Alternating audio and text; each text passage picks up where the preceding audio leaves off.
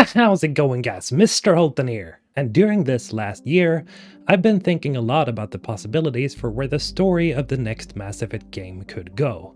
And yesterday it just hit me that we already have a story that never got fully developed for the original trilogy. A story that just makes sense for the next game. So, the Dark Energy plot. Have you heard of it? Of course you have. But for those of you who haven't, here's a rundown. In Mass Effect 2, we journey to the planet Haestrom in search of Tali Zora. During the mission to Haestrom, we find several logs that Tali has left, describing why she went to Haestrom in the first place. Here, have a listen.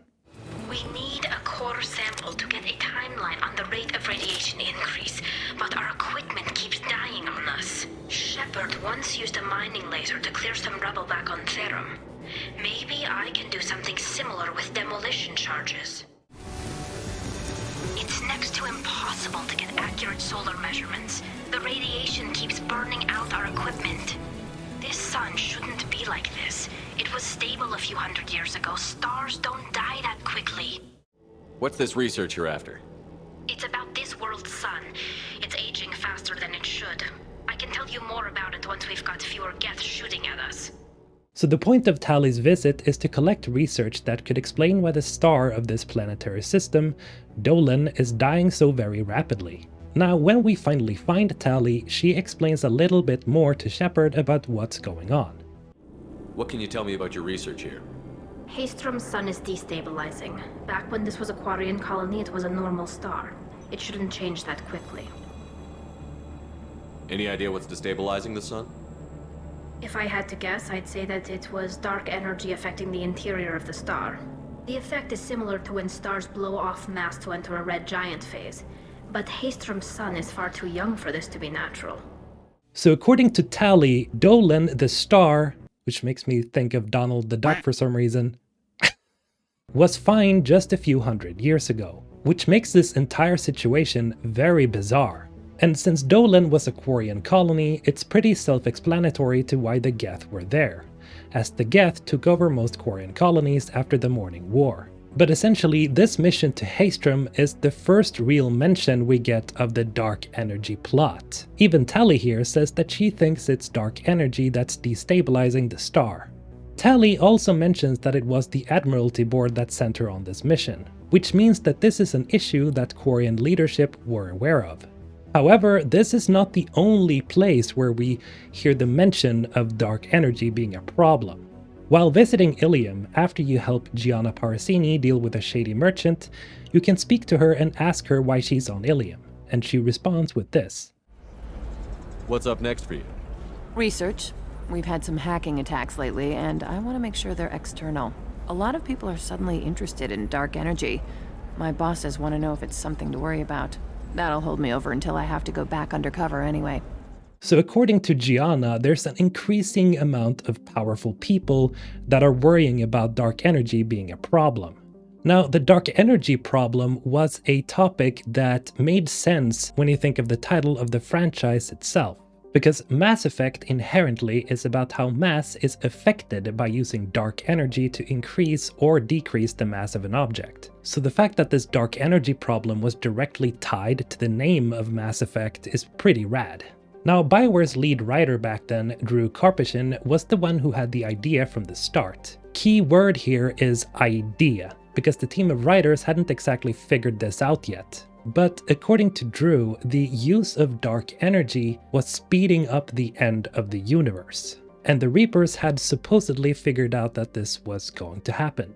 Again, according to Drew, this was something that the Reapers were trying to stop, since they were immortal beings themselves. And harvesting civilizations every 50,000 years was their way of performing a gigantic experiment in order to find a species that were the perfect biotic wielders. Because somehow, biotic wielders were not only speeding up the end of the universe, but ironically, they could also have been the key to stopping it from happening.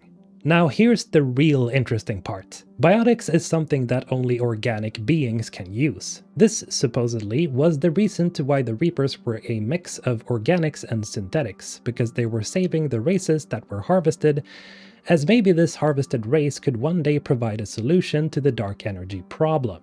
Now, instead of the Reapers harvesting the Milky Way galaxy because of the dark energy problem, it was instead decided that the Reapers' motivation was to bring an end to the conflict between organics and synthetics. But that does not mean that the dark energy plot cannot make a return in the future. Let me explain.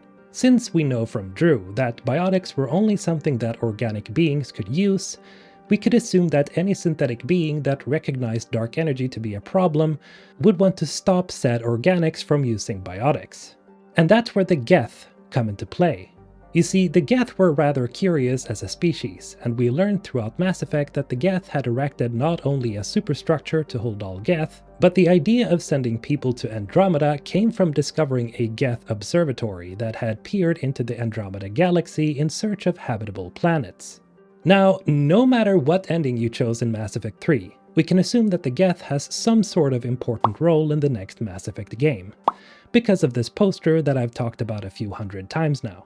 Now, it's been heavily speculated about what this entire poster hides from us. Will the Geth return as friends, or could they possibly be our foes once again? Now, I think the answer is a little bit more complicated than that. Are you ready? Here I go. So since the Reapers were basically gatekeeping the progress of technology because of their cyclical harvests, the use of biotics never went fully uncontrolled. And now, since the Reapers are gone, this means that there is no longer a limit to how far a species can go in terms of technology. Admiral Hackett even states as much if you get the perfect destroy ending. And if we can put down our grievances long enough to stop something as powerful as the Reapers, imagine what we can achieve now that they are defeated. It will take time, but we can rebuild everything that was destroyed. Now, because of this boom in technology, this could also mean that the use of biotics could increase exponentially. This also reflects the decisions that the Reapers would have given us if the dark energy plot was still the main motivation. Because according to Drew, the Reapers would have given Shepard the choice to either cooperate with the Reapers or destroy them completely in order to let the people of the galaxy find a way to solve the problem themselves. Now, the uncontrolled use of biotics could explain the return of the Geth. And maybe that's why we're seeing a crater and charred bodies. Maybe the Geth have realized what effects the use of biotics have on the universe, and maybe they're trying to stop it. This would make a lot of sense because then we'd have a clear-cut reason to why we're seeing the Geth and maybe other AI rising up again. The Reapers or the Catalyst's solution would have been right from the start, but for the wrong reasons. This could also explain the theory of why Liara would be looking for Shepard again, because Shepard is the only one who successfully made peace with the Geth, and so they respect the commander immensely. And with Shepard's help, maybe true peace could finally be reached as both organics and synthetic races would work together to stop the dark energy problem.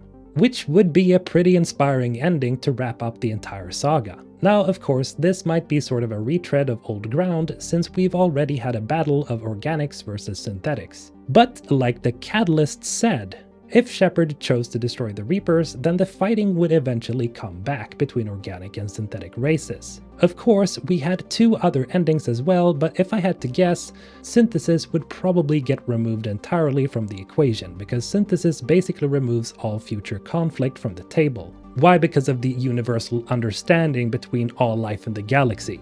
There is, however, one possible way that I could see synthesis being included as an ending, but that's a topic for another video. All in all, the dark energy plot could absolutely be the story for the next game. It would make a lot of sense, considering that it's directly tied to the title of the franchise. It would explain why we see the Geth on the official poster, and the new design of our future ship suggests that technology has progressed a bit since the Reaper War. But hey, I want to hear what you guys think. Would a story like this make sense to you? Let me know in the comments below. And as always, have a great day, guys. Mr. Olton, signing out.